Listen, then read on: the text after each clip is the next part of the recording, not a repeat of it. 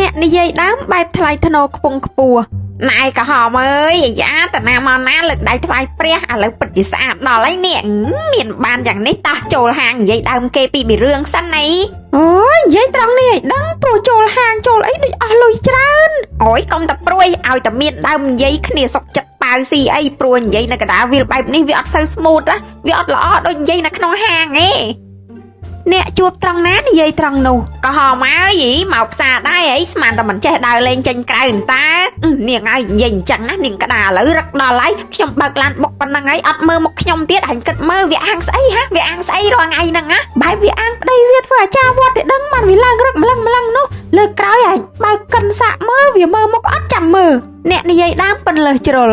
អេក្តារតាណាមកណាហ្នឹងហ៎តោះទៅផឹកទឹកថ្នោតជូរសិនអីអូតែមកពីខូបកណាតមិត្តភក្តិមិញហ្នឹងណាឥឡូវតែលេងផ្ទះម៉ែក្មេងបន្តិចសិនលើតែគាត់ឈឺ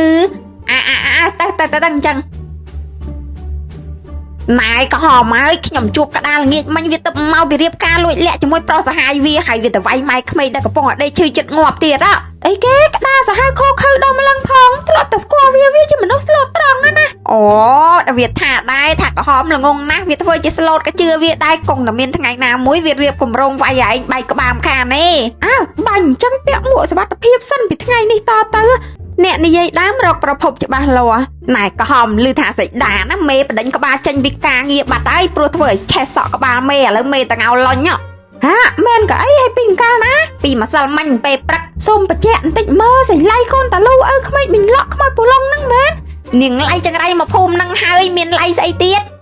ហើយតើដើមចងវាយ៉ាងម៉េចខ្លះទៅបានជាដុតសក់មេហើយមេហ្នឹងមេមួយណាហើយសក់គាត់ពណ៌អីស្បែកជើងគាត់ពាក់លេខប្រមាណណាអ្នកនិយាយដើមបែបគ្រូទាយណែគ្នាថាមិនខុសទេអាសត្យាហ្នឹងណាវានឹងទៅយកនាងភាពមិនបានថាអញ្ចឹងក្រៃសត្យាស្រឡាញ់សាលីតើវាមិនស្រឡាញ់យកជាប្រពន្ធទេចរិតអាសត្យាហ្នឹងគ្នាដឹងច្បាស់ណាស់ក្រហមហើយពេលការជាមួយកភាពហើយណាមិនបានយូរទេវានឹងលែងគ្នាទៅយកកផុចវិញអូហើយដឹងអីដឹងម៉េះតែម៉ែកផុចមិនលើកឲ្យវាក៏ច្រកយាយផៃទៅផឹកនៅចុងភូមិក្បែរឡានជាប់ផុងតែម៉ែកភាពនឹងតាមតន់ដាក់ក្បាលលាន់ភូអូតនេអាចទៅអង្គុយទាយមាត់តលេបានបើប៉ិនទាយយ៉ាងនេះនោះអ្នកនិយាយដើមផ្លេចបាយផ្លេចទឹកណែក្រហម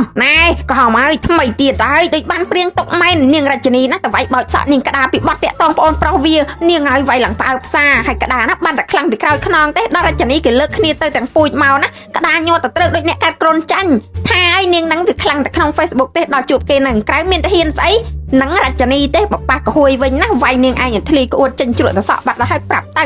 17ម៉ោងក្រោយមកតែរជនីនឹងក៏វាជ្រុលហួសហេតុពេកដែរស្អីអាងខ្លួនឯងគ្នាច្រើនតែធ្វើទុកបុកម្នេញក្តារដែលវាក្បាលមួយតែឯងអ្នកនិយាយដើមបែបប្រញាប់អូយជួបដៃគូនិយាយដើមទៀតហើយក្រហមអើយថ្ងៃនេះមានអីនិយាយអត់ម៉ាលីនប្អូនម៉ាឡៃសងសាក្បត់ចិត្តទាំងអង្គុយស៊ីចង្រិតនៅមាត់ទលេចប់តោះទៅផ្ទះនិយាយដើមគេសប្បាយណាស់តែបើគេដាក់ក្បាលមួយផ្ទះគឺទៅពេទ្យ